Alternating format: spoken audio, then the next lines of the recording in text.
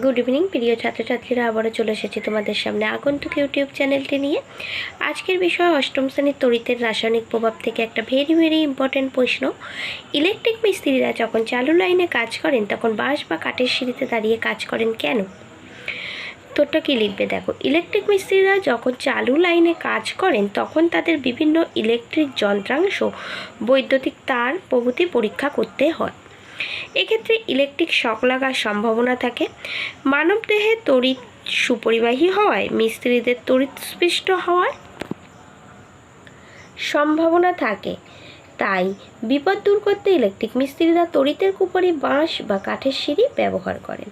তার ব্যাপারটা কি দাঁড়ালো সবাই বুঝতে পেরেছ আশা করি। যেহেতু মানব শরীরের মধ্য দিয়ে সহজেই ইলেকট্রিক চলাচল করতে পারে, অর্থাৎ কারেন্ট যেতে পারে, সেজন্য কি হতে পারে, যখন তারা ওই ইলেকট্রিকে কাজ করে কী করে, বিভিন্ন তার নিয়ে কাজ করে, তো তারের ভিতরে কি থাকে, কারেন্ট। তো যখনই সেই তার নিয়ে কাজ করবে তখন সে শরীরে প্রবাহিত হয়ে যদি কোনো ভিজে জায়গার উপরে বা কিছুতে দাঁড়িয়ে থাকে, তারা বিদ্যুৎস্পৃষ্ট হয়ে যে কোনো মুহূর্তে বড়সড় অ্যাক্সিডেন্ট ঘটে যেতে পারে। তো সেই অ্যাক্সিডেন্ট থেকে বাঁচার জন্য মিস্ত্রিরা কাঠের সিঁড়ি বা কাঠের ওপরে দাঁড়িয়ে বা বাঁশের সিঁড়ির ওপরে দাঁড়িয়ে কাজ করে। ঠিক আছে।